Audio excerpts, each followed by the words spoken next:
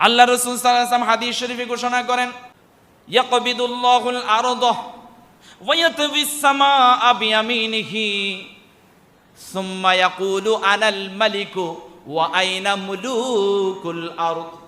কিয়ামতের ময়দানে আল্লাহ তাআলা মুষ্টিবদ্ধ করবেন এবং ডান হাতের মধ্যে আসমানকে নিয়ে বাস করে ফেলবেন। সুবহানাল্লাহ বলেন। আল্লাহ কিয়ামতের দিন মুষ্টিবদ্ধ করবেন। আল্লাহর রাসূল সাল্লাল্লাহু আলাইহি ওয়াসাল্লামের হাদিস, এটা আবু হুরায়রা রাদিয়াল্লাহু তাআলা আনহু আল্লাহর রাসূল থেকে বর্ণনা করেছেন, সহিহ বর্ণনার হাদিস। কিয়ামতের ময়দানে আল্লাহ হাতকে মুষ্টিবদ্ধ করবেন, কুদরতি হাতকে, এবং ডান হাতের মধ্যে আসমানকে বাস করে রাখবেন। এরপরে ডাক মারবেন, সুম্মা ইয়াকুলু আনাল মালিক।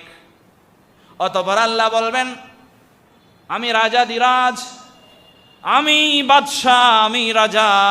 ওয়া আইনা মুলুকুল আরদ, দুনিয়ার রাজা বাদশারা কই? কোনো খবর আসেনি? আর কোনো খবর থাকবে সেখানে? অবস্থা কেমন হবে? যিনি মানুষকে রাজা বানায়, বাদশাহ বানায়, তিনি বলবেন দুনিয়ার রাজারা কই? অবস্থা কেমন হবে আল্লাহর সামনে, সৃষ্টিকর্তার সামনে?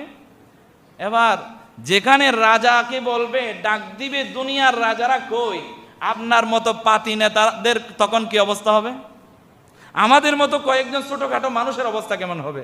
যেখানে রাজা দুনিয়ার সব রাজাদেরকে বলবে, ওয়াইনা মুলুকুল আরদ, তারা কই আমি যাদেরকে রাজত্ব দিয়েছিলাম, তারা কই আমি যাদেরকে বাদশাহ বানিয়ে দিয়েছিলাম?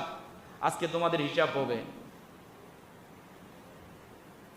অবস্থা কাহিল হয়ে যাবে। তার পক্ষে না গেলে কতল করেছে, তার দলের পক্ষে কাজ না করলে গুম করে ফেলেছে, তার দলের পক্ষে কাজ না করলে পানিতে ছুবাইয়া মেরেছে, তার পক্ষে কাজ না করলে জেলখানায় ভরে রেখেছে। এই সমস্ত মানুষগুলোর অবস্থা কেমন হবে? সবগুলো তো সে নিজেই দেখতে পাবে, তার আমল নামা তো হাজির হয়ে যাবে, স্পষ্ট দেখতে পাবে।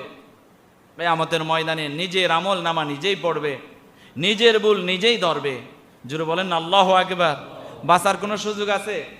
তাহলে কেন বাতিলদের পক্ষে হয়ে কাজ করেন? আল্লাহর জমিনে এখনো সময় আছে, এখনো সময় আছে। আল্লাহর জমিনে আল্লাহর রাজ কায়েম করার জন্য, কোরআনের হুকুমত বাস্তবায়ন করার জন্য যারা কাজ করছে, তাদের দলে ঢুকে আপনি কাজ করেন। কোরআনকে সংবিধান যদি আপনি মানতে না পারেন, তাহলে আপনি ইসলামের মধ্যে নাই, আপনার ভিতরে ঈমান নাই। এখানে